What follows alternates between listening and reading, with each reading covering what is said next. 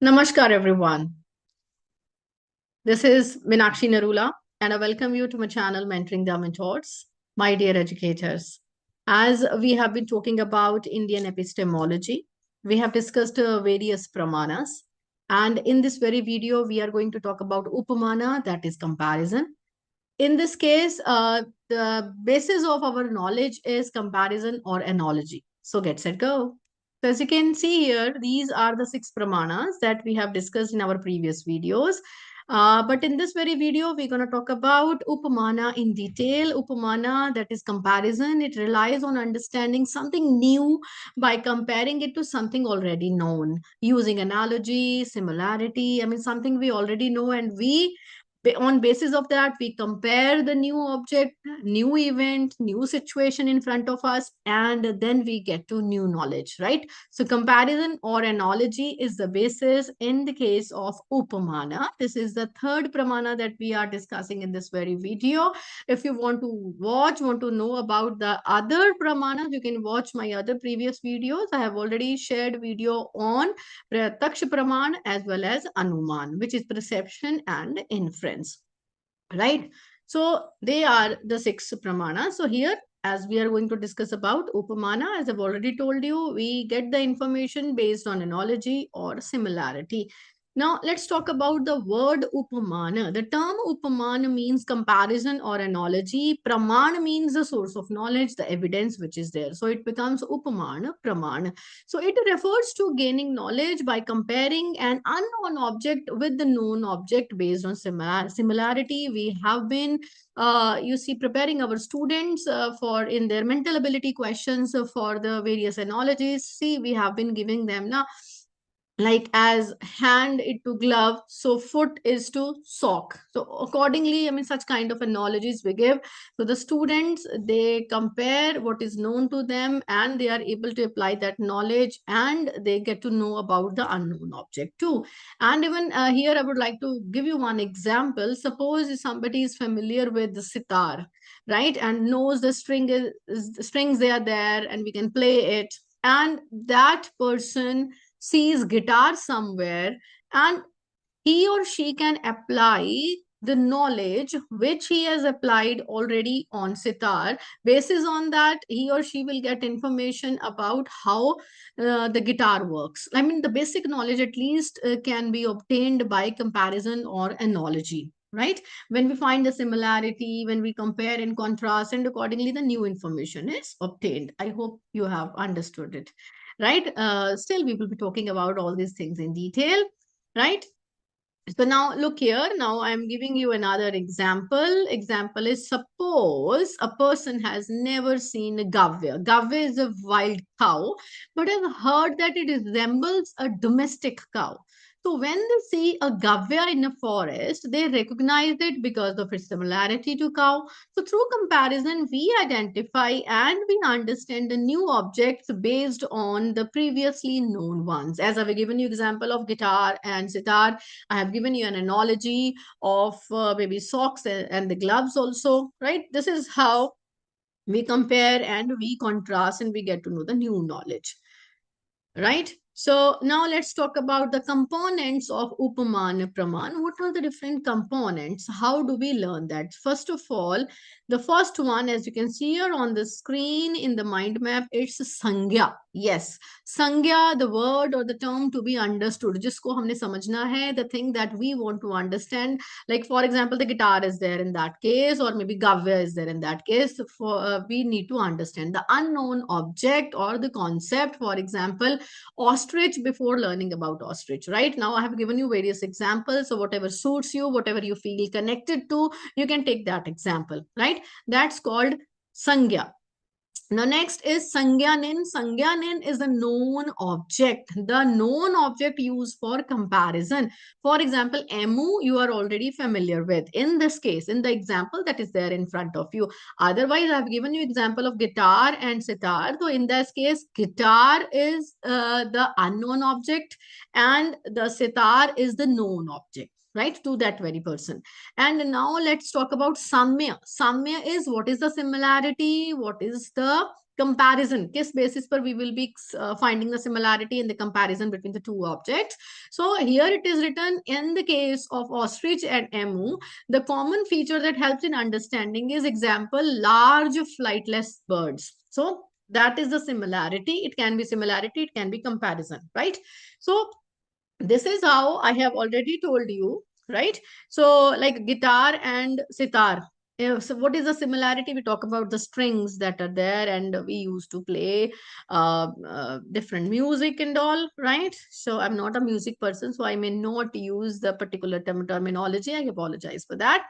And then next is the means of recognition. How did we get to know about it? Gap year. Gap year, what is the gap year? Gap year is the way of knowing. Gyan kaise hoga? Gap year is the way of knowledge is obtained through resemblance. Whether we are getting it through resemblance, through similarity, or through comparison, through the various differences. For example, recognizing an ostrich due to a similarity to an emu, because they are similar to each other. So this is called Upman. So they are the four components of Upaman. Again, Sanghya, Sangyanin, Samya, and Gyapak, right? We talk about the word or the term to be understood, the known object, and the similarity, and the means of recognition. How did we come to know that conclusion? How did we get that knowledge? They are the four components, right? So let's move further now. Now let's talk about the types of Upamana Pramana. There are basically three types of Upamana Pramana. First is positive analogy, next is negative analogy, and the third one is a functional analogy. If we talk about the positive analogy, means comparison based on similarities, and the negative analogies, it highlights the differences to clarify the concepts. We look at the differences. And if we talk about the functional analogy, we compare based on the function rather than the appearance, right? So as first of all, we talk about the positive analogy as we discuss guitar and sitar. And we talk about the negative analogy. If something is not there, for example, a whale looks like a fish, but it is a mammal, right? Based on certain features, when we talk about it, fish lay eggs, but whale, it gives birth to babies, right? So then functional analogy, if we talk about comparison based on function rather than appearance, like for example, a CPU is like a human brain. We are not talking about the appearance of CPU or the brain, but we are talking about the working or the function. So these are the three types of Upamana Pramana. The role of Upamana in Indian philosophy, as we have been talking about Nyaya philosophy, Vedanta philosophy, and Buddhism, right? In Nyaya philosophy, it considered Upaman as an essential means of knowledge because it uses analogy for logical reasoning. But as per Vedanta philosophy, it uses analogies to explain the spiritual concepts. And then Buddhism, it applies analogies in debates, uses reasoning to convey philosophical ideas. Again, I must say this part is only for those who are appearing for B.Ed, M.Ed, or NET exams. Otherwise, in general, you can skip and you can go to the next part too, right? So now let's talk about how can teachers use Upamana Pramana in the classroom. That's really very important for all of you. We can use analogies to explain the difficult topics to our students. We can first talk about the easy concepts, and then we can talk about the difficult concepts to the students. For example, teaching electricity by comparing it to the water flown in the pipes, explaining the nervous system by comparing it to the telephone network. We can use the visual aids to diagrams that show the similarity where it is not possible to show the exact replica or maybe the similarity of that. And the food chain, the food web in the ecosystem, we can show the different diagrams, we can give different examples to them, and encouraging students to create their own analogies. Let them create their own analogies. That's our objective, because we want them to be creative, right? For example, the prompt is given, describe a heart in terms of something you already know. So that enhances creativity and their understanding. So they will be able to relate something to that. They'll be able to look at the processes happening in the daily life and will be able to see how the heart functions. They'll talk about the circulatory system in that terms. Next, if we talk about cross-disciplinary comparison, interdisciplinary learning that we have been talking about in our classes, relating history to modern events, right? For example, comparing ancient trade routes to the modern supply chain, we can talk about, we can compare and contrast, and so that the students will get to know the cross-disciplinary comparisons there they'll be able to do, relating history to the modern event, so that it becomes relevant to them. And let's take an example over here, understanding the moonlight. Instead of saying the moon has no light of its own, compare it to the mirror reflecting the sunlight. So when we compare and contrast, then we understand better, right? Isn't it? So there are obviously some limitations of Upmana Pramana too. First of all, there could be some misleading analogies, so we misinterpret. If comparisons they are inaccurate, they can create confusion. For example, saying a bat is like a bird, it can be misleading. So, and second one is not always precise. Analogies aid understanding, but lack of full accuracy. So they simplify concepts, but they do not replace the exact definitions. And another one is overgeneralization, assuming two things are completely the same based on similarities. That is overgeneralization. For example, bats and the birds, they fly but belong to different classifications.